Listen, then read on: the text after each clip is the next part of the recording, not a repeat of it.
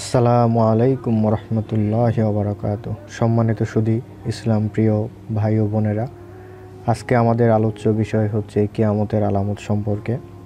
যদিও আমরা অনেক কিছু দেখতে পাচ্ছি বর্তমান দুনিয়ায় যে কিয়ামত অতি নিকটে, এই ব্যাপারে রাসূল সাল্লাল্লাহু আলাইহি সাল্লামের বাণী দিয়ে যদি আমরা আজকের আলোচনা শুরু করি, সেখানে রাসূল সাল্লাল্লাহু আলাইহি সাল্লামের বাণী হচ্ছে বিআশা ইয়াতাতাওয়ালুনা ফিল বুনিয়ান, যার অর্থ হচ্ছে যে তারা মরুবাসী বেদুইন, এদের সম্পর্কেই বলা হয়েছে। তারা হবে গরিব মানুষ, তারা হবে গরিব মরুভূমির মানুষ, যারা খালি পা বিশিষ্ট মেষ বা ছাগল বা উট এই ধরনের যে জন্তুগুলো রয়েছে, এই ধরনের যে পশুগুলো রয়েছে, তারা এই ধরনের জিনিসগুলো চড়ায়।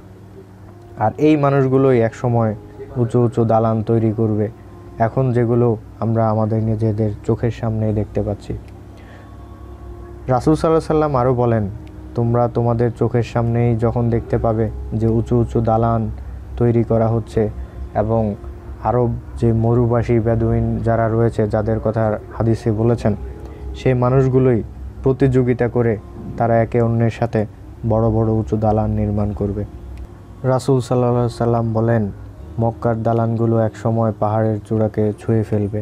কিছুদিন আগেও যেখানে মক্কায় কোনো দালান ছিল না, যেগুলো ছোট একটি টিলার সমান হতে পারে, আর এখন পুরো মক্কা উঁচু দালানে ভরপুর। শুধু তাই নয়, যার অনেকগুলো মক্কার উঁচু পাহাড়গুলোকেও ছাড়িয়ে গিয়েছে। আপনি যদি বর্তমান মক্কার শহরের দিকে তাকান, মক্কার সেই ক্লক টাওয়ার, যেখানে দাঁড়িয়ে আপনি পুরো মক্কা নগরী দেখতে পারবেন, যা বর্তমানে বিশ্বের 3 নাম্বার উঁচু দালান।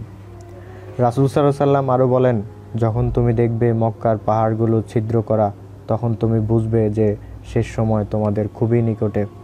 আর এই ব্যাপারে যদি আমরা মহান আল্লাহ তাআলার বাণী, যেখানে কোরআনে উল্লেখ রয়েছে, ওয়াত্তাকু ইয়াওমা লা তাজজি নাফসুন আন নাফসিন শাইআন ওয়ালা ইউকবালু মিনহা আদলুন ওয়ালা তানফাউহা শাফাআতুন ওয়ালা হুম ইউনসারুন। অর্থাৎ, আর তোমরা ভয় করো সেদিনকে, যেদিন কেউ কারো কোনো কাজে আসবে না, এবং কোনো ব্যক্তি থেকে বিনিময় গ্রহণ করা হবে না, আর কোনো সুপারিশ তার উপকারে আসবে না, এবং তারা সাহায্যপ্রাপ্ত হবে না। আল কোরআন, সূরা বাকারা। তার পরবর্তীতে আমরা যদি রাসূল সাল্লাল্লাহু আলাইহি সাল্লামের যে ভবিষ্যৎবাণীগুলো রয়েছে, আমরা যদি সেখানে পর্যালোচনা করি, আমরা যদি দেখতে পাই যে আরবে 2 ধরনের লোক বসবাস করে থাকে। এক শ্রেণীর লোক হচ্ছে শহরবাসী, যারা মক্কা নগরী সহ আরও যেই শহরগুলো রয়েছে সেখানে তারা থাকে বা বসবাস করে। আরও এক শ্রেণী রয়েছে যারা মরুবাসী বেদুইন, যাদের কোনো দিন নেই, যাদের কোনো রাত নেই, যারা সবসময় মারামারি হানাহানি, রাসূল সাল্লাল্লাহু আলাইহি সাল্লামের যুগেও তারা এগুলো করেছে। সেই মানুষগুলো মরুবাসী বেদুইন বা যাযাবর শ্রেণী, তারা শুধু মেষ পালন করে থাকে। যখন পুরো বিশ্বে আরব জাতিরা শ্রেষ্ঠ ধনী ছিল এবং বড় বড় বিশ্ববিদ্যালয়গুলো, লাইব্রেরিগুলো সেখানে রয়েছে, তখনও তারা এই কাজই করত, এবং তারা একে অপরের সাথে প্রতিযোগিতা করবে কে কার থেকে বড় বড় দালান কোঠা তৈরি করতে পারে, যা হচ্ছে কিয়ামতের একটি আলামত। এই সব কিছুর পিছনে একটাই কারণ, তা হলো কালো স্বর্ণ বা তৈলের কথা উল্লেখ করা হয়েছে। এই ব্যবসা করে তারা একটি প্রজন্ম থেকেই অন্য একটি প্রজন্ম যেতেই তারা উঠে চড়ার চেয়ে এখন তারা বিলাসবহুল গাড়িতে চড়ছে। কোরআনের আমরা যদি আরও একটি আয়াত পর্যালোচনা করি, সেখানে এই ধরনের একটি আয়াত রয়েছে, বিসমিল্লাহির রহমানির রহিম, ফাহাল ইয়ানজুরুনা ইল্লাস সাআতা আন তাতিয়াহুম বাগতাহ ফাকাদ জাআ আশরাতুহা ফাআন্না লাহুম ইযা জাআতহুম যিকরাহুম। অর্থাৎ, তারা শুধু এই অপেক্ষাই করছে যে কিয়ামত অকস্মাৎ তাদের কাছে এসে পড়ুক।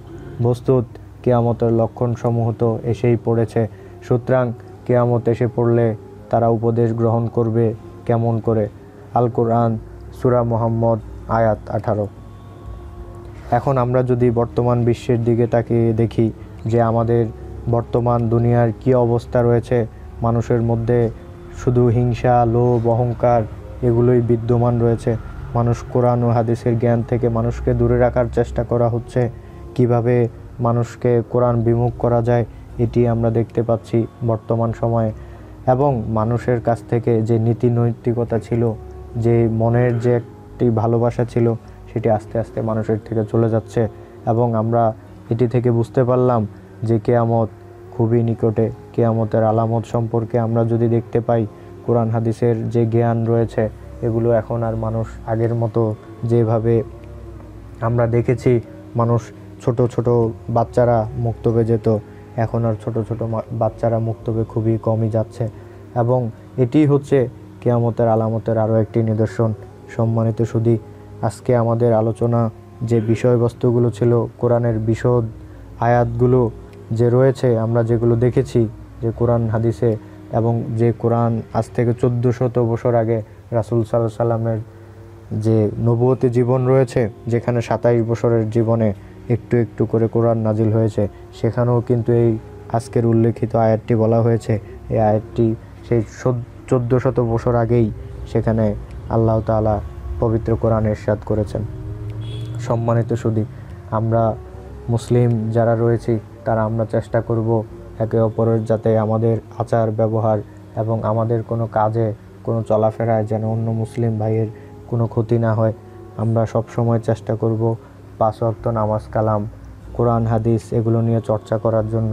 আল্লাহ আমাদের সবাইকে তৌফিক দান করুক, আমিন।